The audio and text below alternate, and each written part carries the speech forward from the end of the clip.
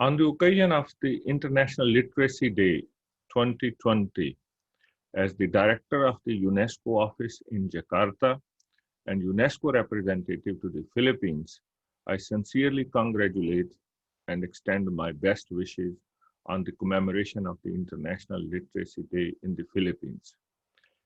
This year's theme is about literacy, teaching, and learning in the COVID-19 crisis and beyond.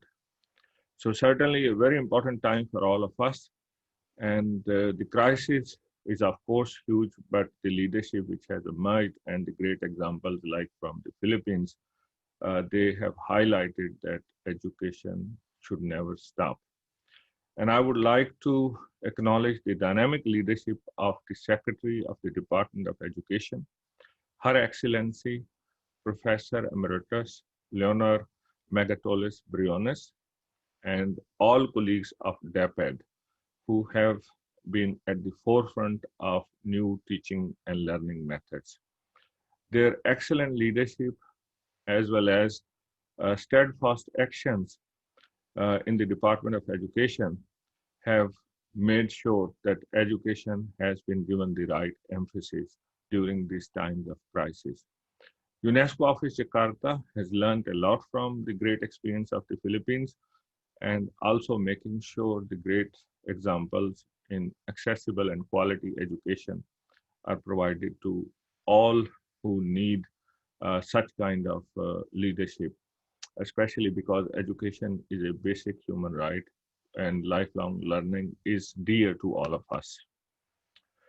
So we have already made great progress in the past decades about literacy, but unfortunately, globally 773 million adults and young people lack basic literacy skills, and more than 617 million children and adolescents are not achieving the minimum proficiency levels in reading and mathematics. So this is really very big challenge for all of us around the world. The recent COVID-19 crisis has been a magnifier of the existing literacy challenges.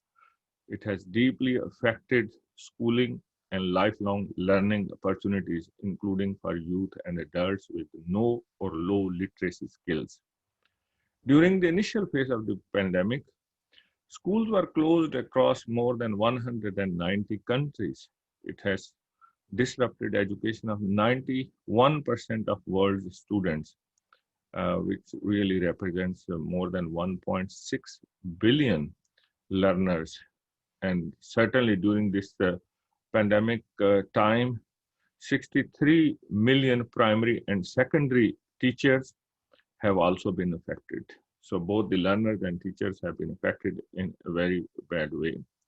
Governments have been deploying distance learning solutions on an unprecedented scale, particularly in formal education of children and young people.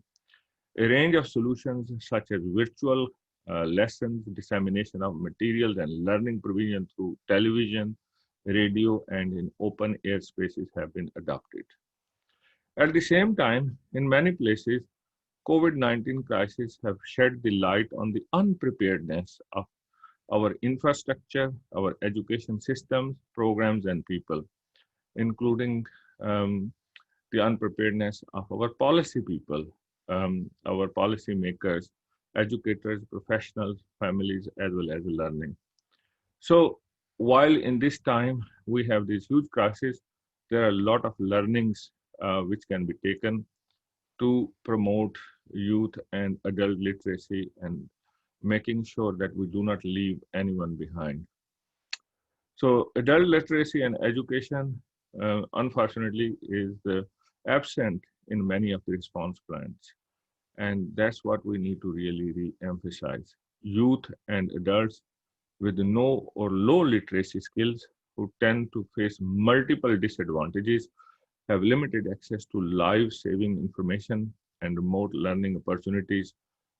They are also at the highest risk of losing livelihoods.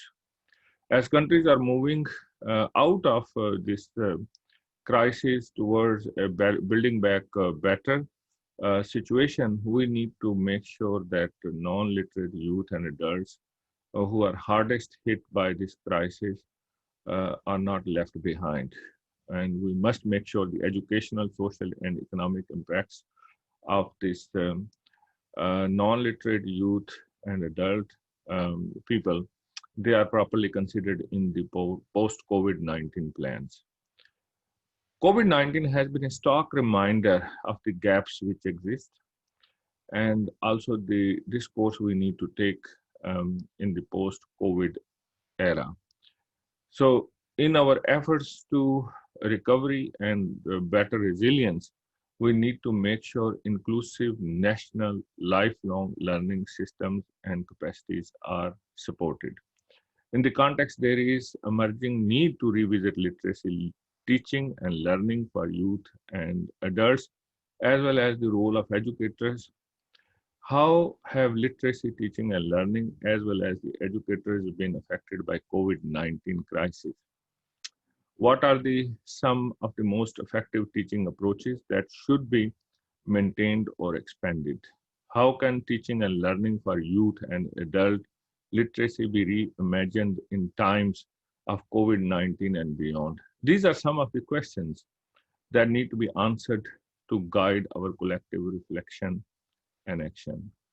So thank you very much for celebrating this very important day.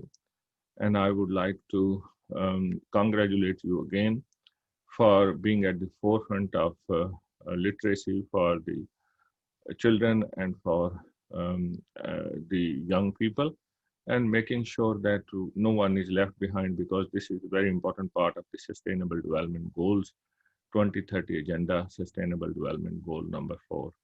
Have a wonderful day. Thank you.